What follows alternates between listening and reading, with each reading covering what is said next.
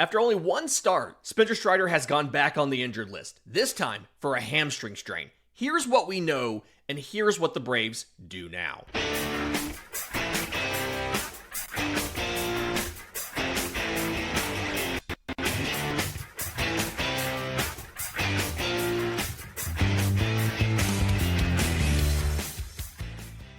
Yes, welcome on in to Braves Today for Tuesday, April 22nd. Your source of news, notes, and updates on your Atlanta Braves.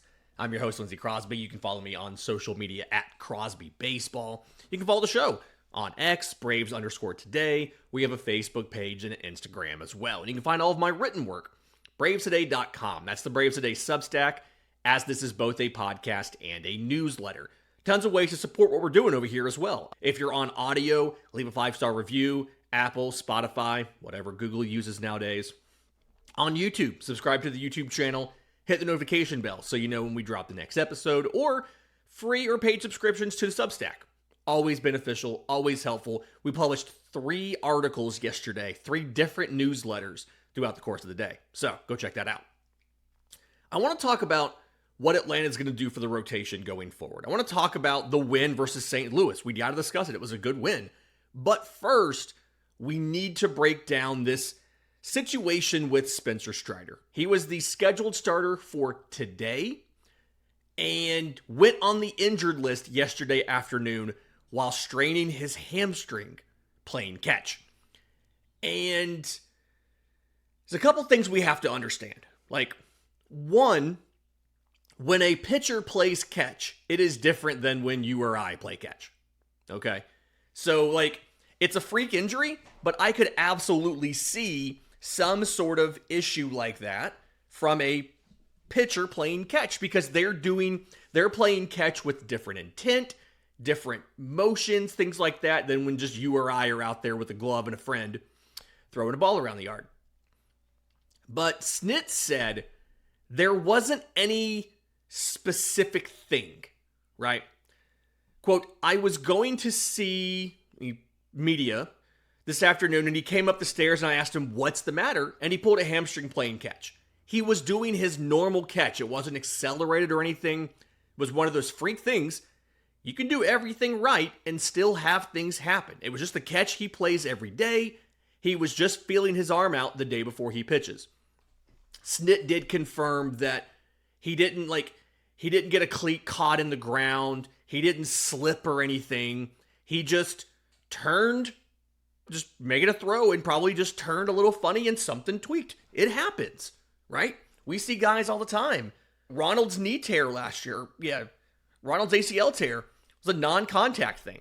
He was just pivoting and going back to first. I remember, I think 2 off seasons ago, or 2 springs ago, Gavin Lux tore his ACL just rounding first. Wasn't touched, didn't do anything weird, just running in a straight line and boom, ACL gives. Sometimes these things happen. The Braves said that Strider underwent an MRI. Snit did not know the results at the end of the game, right? They didn't come to him during the game and tell him what was up with Strider. He probably would get a report after that or in the morning.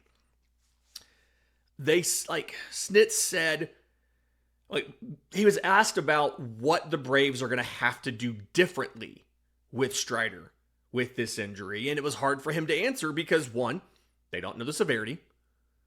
And 2, they're in such a weird place with Spencer Strider, right? He missed an entire year of action from the UCL tear, or the UCL surgery. He didn't tear his UCL surgery, his internal brace surgery, last spring. Quote, I think it'll be a few days to see where he's at when they start doing the tests and see how he feels tomorrow, meaning today, and the next day. They'll treat him up, and I think they'll just have to play it by ear as we go forward. Hopefully, this was just a weird thing that heals up really well. With these injuries, you never know how long it's going to take.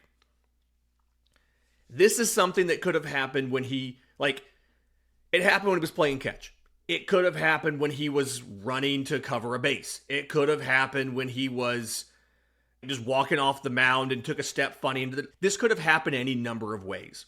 I don't think Strider, the team, anybody did anything wrong. Sometimes these freak injuries just happen.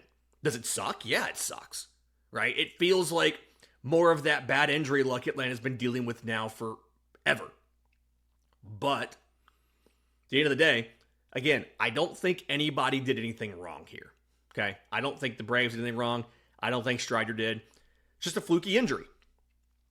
So what's going to happen today, what the plan is for Atlanta today, is they're going to go with an opener for a bullpen game. And this is really tough now for the Braves on a bullpen game because you have some guys who are going to be unavailable. Raisel Iglesias, and we're going to get to him, but he pitched last night. He got hot on Sunday, so he's been up for 4 straight days.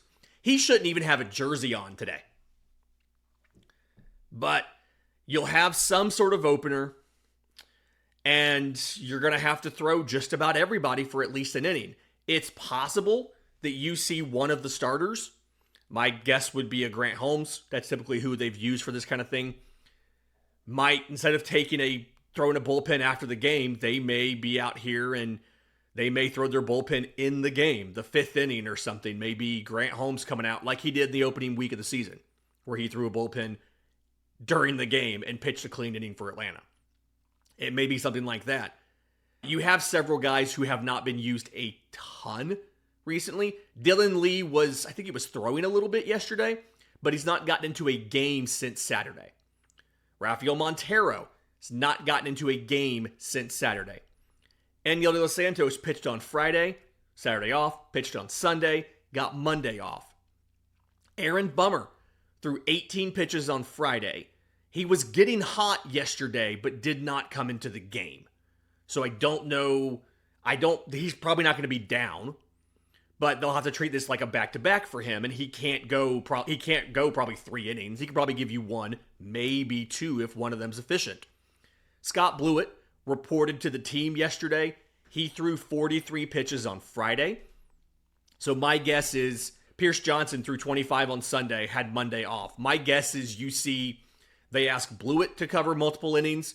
They hope Enyel De Los Santos can cover multiple innings. They throw Aaron Bummer for an inning. They called up Michael Peterson to replace Strider. My guess is he's going to throw, hopefully, multiple innings. And if Blewett, Bummer, and Peterson can all throw 2 innings, you've got to cover 3 more, right? And you can do Montero, Lee, maybe Pierce Johnson. You can get your 9 out without having to use Iglesias, without having to go back-to-back on Daysabel with a short turnaround to Wednesday. That's what feels likely. Now, obviously, if somebody gets blown up, that messes with the whole thing, right? And it's going to be rather odd if Scott Blewett's first appearance for Atlanta is a start. But soon after the show comes out, we'll find out what's going to happen.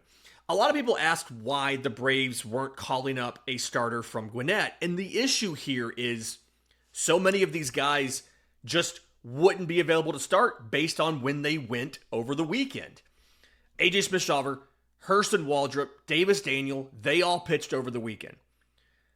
So if this was the Wednesday game, maybe you could bring back AJ Smith-Shawver, although you would have had to have made that roster move in response to Strider. He can't come back before the 15 days are up unless he's replacing an injured player.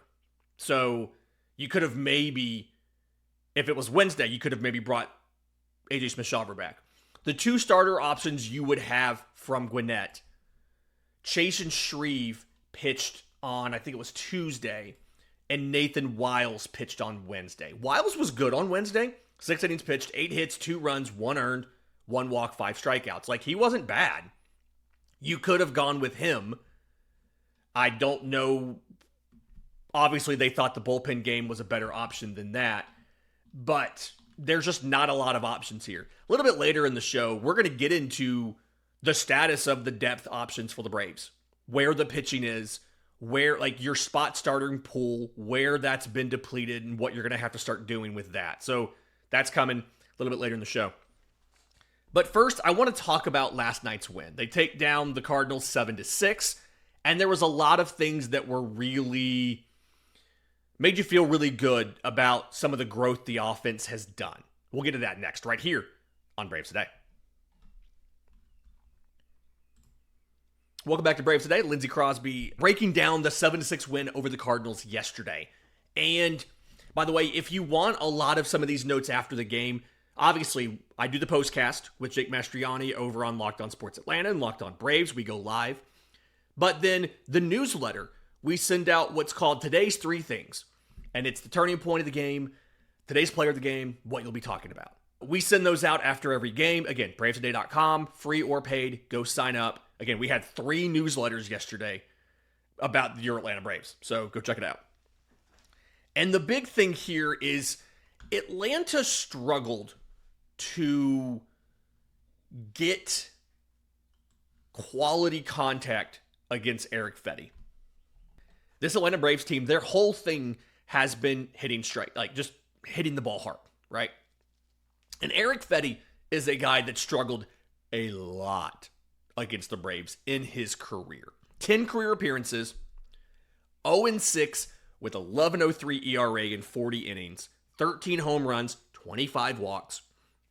Braves hitters had a career line of 359, 438, 663 off of Eric Fedde in his career. Now, the caveats here,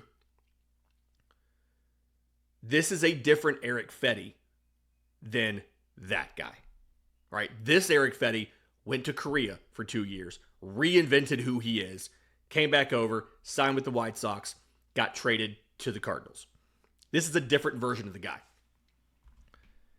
He was a lot more successful against Atlanta yesterday. Fedde ended up pitching 6 innings, 5 hits, 2 runs, 3 walks to 3 strikeouts. The bigger thing to me, he only allowed 2 hard hit balls to the Braves. Now, both of them were Austin Riley's. The 2-run home run in the third, 107 off the bat, and a fly out in the 5th at 101.4. And Jake made a great point on the postcast yesterday. I don't think that the lack of hard hit balls yesterday is necessarily a bad thing, because so many of these Braves hitters were trying to have better at-bats, and they were trying to, I'm not going to say they were not trying to get hits, but they were not trying to kill the ball. So many of these swings were significantly below these guys' average bat speeds because they're developing that 2-strike approach where they need to get the ball into play. Now, unfortunately, a lot of those getting the balls in play were not, like, they didn't fall for hits. But we saw some slower swings as guys were trying to just get contact versus trying to crush the ball even with 2 strikes and a runner on base or something. Like the first inning, Braves lost some opportunities, right? They had two men on. Riley and Olsen both walked. Ozzie grounded out. Marcelo Ozuna had popped out. But like they were trying to keep the line moving and get hit instead of just going for a home run every time. And again, they had opportunities. Michael Harris singled, I think, to lead off the second inning, if I remember right. And then you have a line out, a strikeout, a pop out from the bottom of the lineup to end it. But that 8th inning really, for me, showed the growth with this team. Okay? Alex Verdugo, I think he strikes out to lead off the inning, which is not something he does a ton. He doesn't strike out a ton. And then Austin Riley hits a ground ball to short and beats the throw to first after review. Austin Riley's sneaky fast. Okay? 27.5 feet per second is his average sprint speed this year. 61st percentile. For a guy that weighs 225 pounds, like that's pretty impressive. But on that hit, on that single, Austin Riley got down the line at 29.4 miles an hour. And when the media got to the clubhouse and got to his locker, he knew exactly how fast he was going. Snit talked about it in the postgame. Quote, Austin busted his hump down there. A guy that big and he can run, it's huge in the game. And Riley jokingly said he slimmed down a little bit in the offseason, more so for defense, but it's helping him on the base paths a little bit. And that started a rally. After that Austin Riley single, Marcell Ozuna walks, and they put a pinch runner in for Marcell Ozuna. I think that matters later. The Cardinals here also did some defensive changes, right? They took Jordan Walker with his massive arm out of right field. They put Michael Ciani into center, which moved Victor Scott over to right. Scott's a much better defender, much worse arm than Jordan Walker has. Olsen hits a ground ball to right field. Riley scores. White goes first to third. White probably goes first to third, even if Walker's out there, but it's close, okay? Ozzie walks, which now you've got White on third, Olsen on second, Ozzie on first. They change relievers from Phil Matone to Jojo Romero. And then Michael Harris, first pitch, gets a sac fly to right field to Victor Scott that scores Eli White. Eli White probably scores off of Jordan Walker, but it's really close if Walker makes a good throw. He's got the arm strength for it. Victor Scott does not. White beats that throw easily. And then, again, that was a first pitch slider.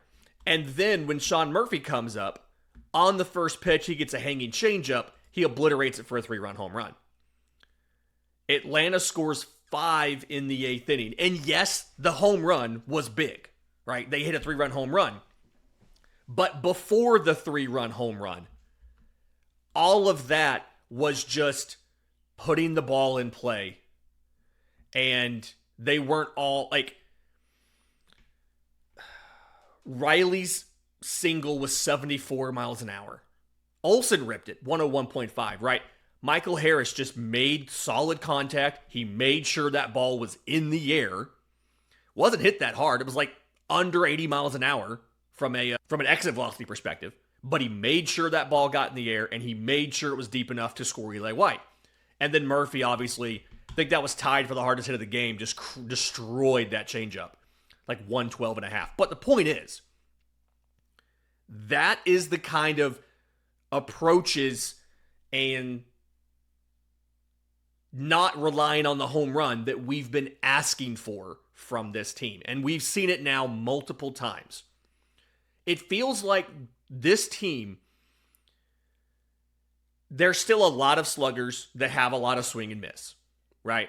And so if you get a team that can execute a pitching plan to perfection all the way through, they can beat the Braves. Toronto did it on Wednesday. Embarrassing loss on Wednesday last week. But when these guys are on, and now that they're not always trying to hit a home run, if they struggle against your starter, odds are they'll be able to tag one of your relievers. Or they'll be able to get to your starter and knock him out early. And I feel a lot better about the offense now. Granted, there is a quality of competition issue here, right? The Cardinals have not been that great. They just got swept in 4 games by the Mets.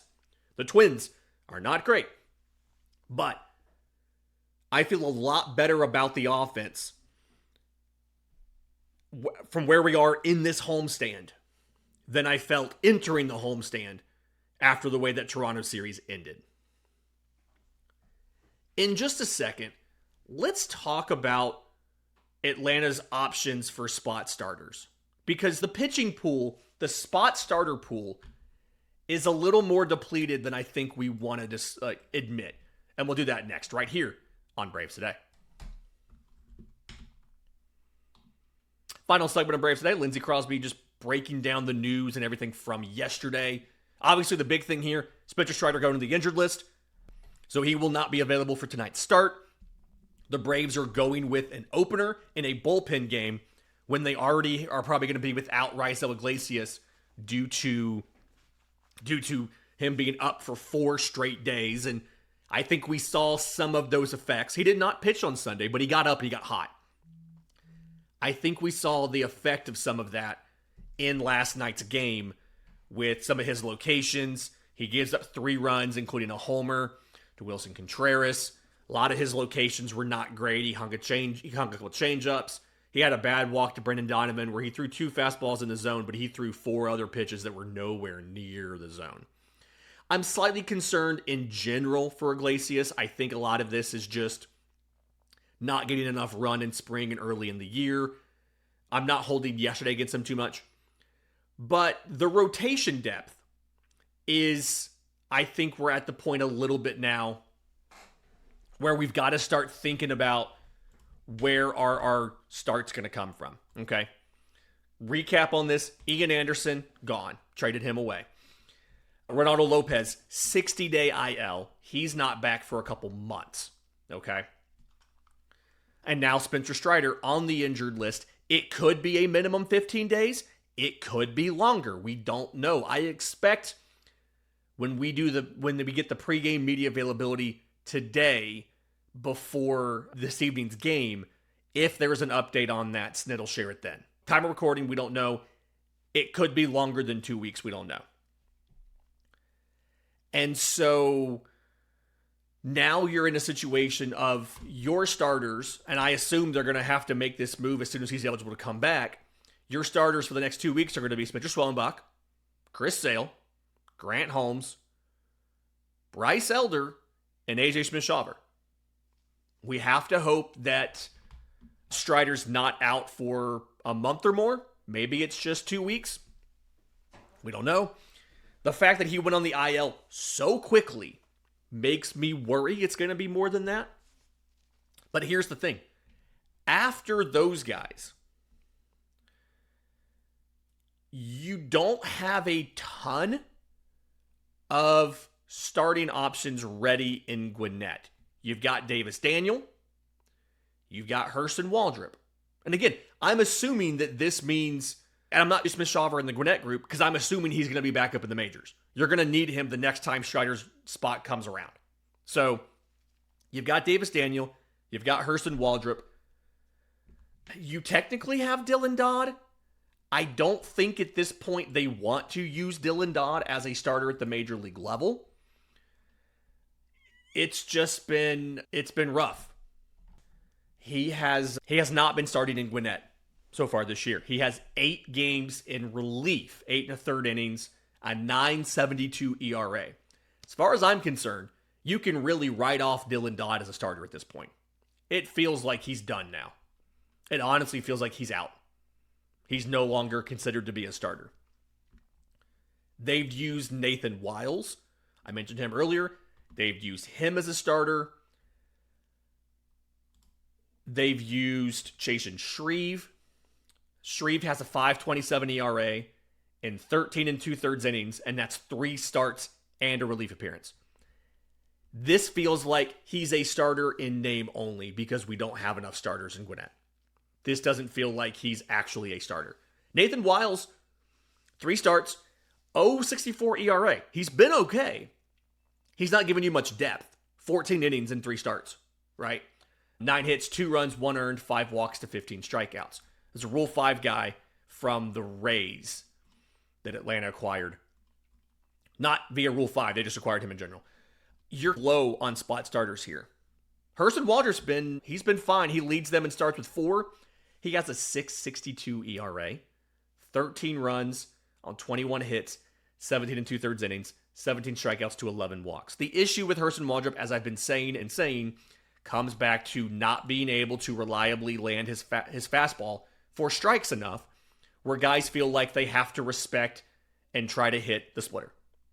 It's not happening. He's not throwing enough strikes. And he's had some decent starts. His first start of the year was 5 innings of 1-run ball. His most recent start was 5 innings, 3 runs allowed, 2 walks, 4 strikeouts. But in the middle between that, he gave up 9 runs in 7 2/3 innings to Norfolk in 2 starts. So you're in a situation here where Hurston Waldrop does not appear ready. Chasen Shreve does not appear to be a starter. Davis Daniel has been significantly up and down in Gwinnett. He had 6 shutout innings against Norfolk in his first start. He followed that up with 4 runs and 2/3 of an inning against Lehigh Valley. And then he rebounded against Lehigh Valley and had 2 runs allowed on 4 hits in 5 innings, but with only a total of 3 strikeouts between those 2 outings. So you're really low on starters here. You're going to have to start looking at the prospects. You're going to have to start looking at the guys who have not debuted yet. Down in Columbus, and I've talked about this on the newsletter quite a bit, down in Columbus, you've had a trio of impressive prospects that the Braves may have to consider grabbing one of those guys sometime soon and trying them. Lucas Braun, Blake Burkhalter, Drew Hackenberg. Lucas Braun, 1-0, 3.44 ERA across 3 starts. Blake Burkhalter, 1-1, 1.62 ERA across 3 starts. Drew Hackenberg has been the one that struggled the most, despite having the most experience in Double-A. 1-2, 4.61 ERA. Braun's given you the most depth. He's averaging 6 innings a start for the Clingstones. Burkhalter, 18 in the 3rd innings in 3 starts. Burkhalter's gone 16 and 2/3. Hackenberg's gone 13 and 2/3. Braun has a homer issue. He's given up 4 home runs in his 18 innings. Burkhalter's given up none. They both have 20 strikeouts. Berkey's obviously struck out the same number of guys in less innings. And again, no home runs allowed by either Burkhalter or Hackenberg. It's the people who said that Atlanta needed to sign a starter in free agency or trade for somebody. This is more ammunition when we talk about how depleted your spot starter pool is already. This is not helping make the argument that Atlanta has enough rotation depth. Going into spring, it looked like you could if things worked out. And as I said, things are not necessarily working out. Some of these guys have been inconsistent. Again, Waldrop's been inconsistent. Daniel's been inconsistent. I still think AJ Smith-Shawver is your best option to be your 5th starter. Honestly, probably better than Bryce Elder. But everybody who wanted Bryce Elder gone, that's not an option right now. They cannot get rid of Bryce Elder. They need Bryce Elder to start every 5th day. So things are a bit iffy, but the Braves offense is going to have to continue hitting. Because, again, bullpen game today. Bryce Elder's in the rotation tomorrow.